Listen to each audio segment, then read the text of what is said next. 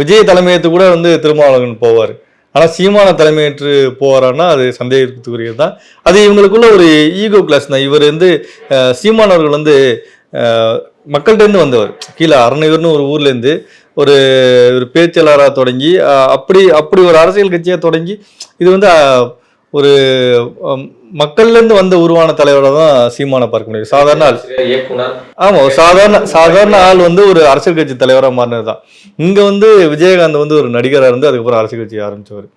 விஜய் வந்து ஒரு நடிகராக இருந்து ஒரு அரசியல் கட்சி தலைவராக ஆகிறார்.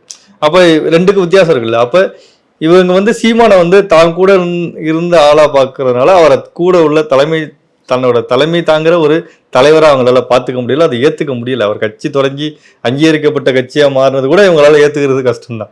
அதனால வந்து இவரை நோக்கி அவர்கள் போகிறதுக்கு வாய்ப்புகள் குறைவு. அதாவது சீமானவர்களை நோக்கி இவர்கள் வந்து தலைமை ஏற்றுக்கிட்டு ஒரு ஒன்றா சேர்ந்து நிற்போம் அப்படிங்கிறதுக்கெல்லாம் வாய்ப்பு ரொம்ப குறைவு.